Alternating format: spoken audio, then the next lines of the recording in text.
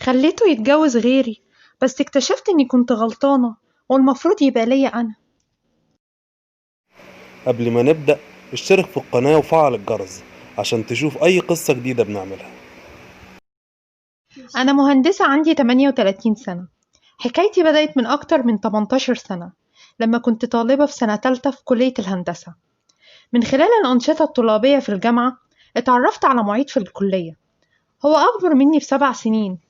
بصراحة لفت نظري جدا، لفت نظري بذكائه والتزامه.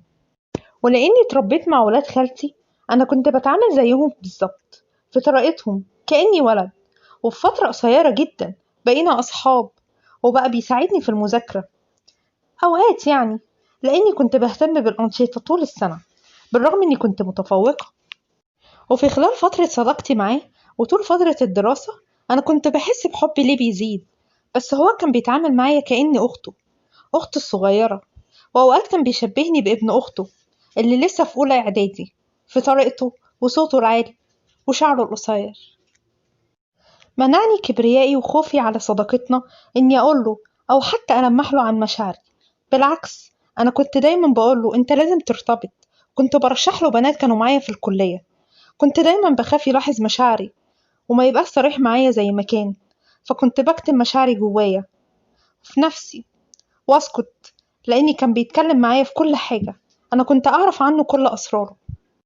عدت الأيام وتعينت معيدة في نفس القسم اللي كان بيدرس فيه صديقي. كان معانا في نفس القسم ده زميلة، كانت هادية ومحترمة. كنت بحس إنها معجبة بيه. أنا معرفش ليه لقيت نفسي بلفت نظره ليها، خاصة إنها ما كانتش عاجباه أصلا من البداية. أنا اللي فضلت أقنعه بيها، ومع إصراري معاه بدأ يلاحظها. واستمرت شهور بحاول أجمعهم ببعض. كنت بقوله حتى دي هادية ورقيقة ومن عيلة كويسة جدا. المهم فعلا بدأ يقرب منها. كنا بنخرج دايما احنا التلاتة مع بعض. هي كانت دايما بتتكلم عليه معايا، كانت على طول تسألني هو مرتبط ولا لأ، طب هو انتي بتحبيه، أصلكوا دايما مع بعض. بس أنا كانت إجابتي عليها دايما أقول لها لأ طبعا، أحبه إيه، إحنا بس صحاب. إحساسي بيه إنه مش قادر يشوفني غير صديقة وأخت منعني إني حتى ألمح له إني بحبه. وتجاهلت الموضوع خالص وتعاملت معاه فعلا على إنه أخ وصديق. وبعدها اتخطبوا. حسيت وقتها إنها بتناسبه أكتر مني، وفضلت معاه كصديقة، وقلت أكيد هنساه مع الوقت. بس بعد الخطوبة حسيت إني غير مرغوب فيا من ناحيتها طبعا. وبصراحة لقيت إنه معاها حق. أنا لو مكانها هحس كده. إزاي يبقى خطيبي ليه واحدة صاحبته ومعاها كل أسراره؟ وبالرغم من إنه كان هيبقى صعب عليا قوي إني أبعد عنه وأخسر صديقي اللي فضلت معاه كتير، بس بعدت تدريجي عنه. وهو كمان محسش إني بعدت، لأنه كان مشغول جدا بتجهيزات الفرح. أنا ليا أخ عايش في أستراليا، وأختي عايشة في الصعيد. في الوقت ده والدي توفى. كنت خلصت فترة الامتياز. قررت ماما نروح نعيش في نفس المدينة اللي كانت عايشة فيها أختي ونستقر هناك. سافرنا، ومرت في حياتي قصص ارتباط فاشلة كانت دايما بتنتهي بسرعة، لأني كنت دايما بقارن بينهم وبين حبيبي. ده كان المقياس اللي كنت بقيس عليه. اتقابلنا أنا وحبيبي خلال 11 سنة في مؤتمرات علمية. على قد ما كانت سريعة، بس كنا بنقعد بالساعات مع بعض. كان بيحكيلي عن كل اللي حصله الفترة اللي فاتت، وأنا كمان كنت بتكلم معاه عن قصص ارتباطاتي الفاشلة أو مشاكل شغلي. كان دايما بينصحني إني منساش نفسي وإني لازم أتجوز. أما هو فخلف ولدين. كان دايما كل ما بنتقابل بيكلمني عن مشاكله مع مراته. على قد ما هي كانت أخلاقها عالية جدا، بس كانت دايما بتتكلم معاه بطريقة وحشة، ودايما بتنتقده في لبسه، طريقة كلامه، تصرفاته. بالرغم من إنها هي اللي سابت شغلها في الجامعة، بس كانت دايما تتهمه بإنها ضحت بمستقبلها علشانه هو وولاده طبعا. كل الكلام ده كان دايما بيكلمني فيه لما كنا بنتقابل من الوقت للتاني. بس كان دايما يرجع ويقولي إن الولاد هم أهم حاجة في الدنيا، وإن لولا الولاد كان زمانه طلقها من زمان. دايما بينصحني إني أتجوز وأخلف عشان أحس بقيمة حياتي. وخلال السنتين اللي فاتت خدت الدكتوراه، وسافرت أختي مع جوزها برا مصر بحسب ظروف شغله. وماما اقترحت عليا نرجع القاهرة. كان عندي 35 سنة ورجعنا. وفتحت مكتب هندسي صغير، واشتغلت في مكتب كبير، وتقابلنا صدفة تاني. ما كانش يعرف إني رجعت، وكان في الفترة دي في مشاكل بينه وبين مراته، كان على وشك الطلاق. بس أنا نصحته إنه يحاول تاني معاها علشان ولاده وشكله الاجتماعي. أنا بصراحة من جوايا كان نفسي جدا إنه ينفصل عنها، بس خفت أقنعه ضميري يأنبني، ورجع لمراته مرة تانية وطلب مني إني أشتغل معاه في مكتبه الخاص.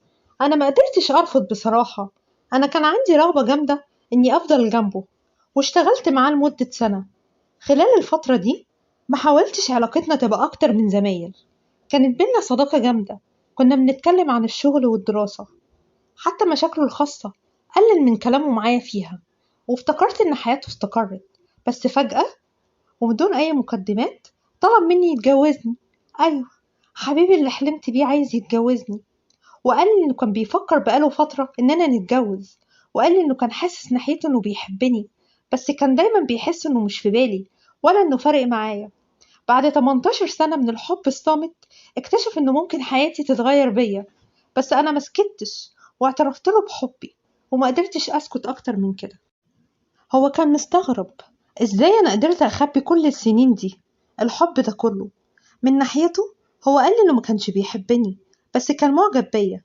أما أنا فكنت بحبه جدا، وريته كشاكيل المحاضرات اللي لسه شايلاها لحد دلوقتي، واللي كاتبة اسمه في كل ركن فيها.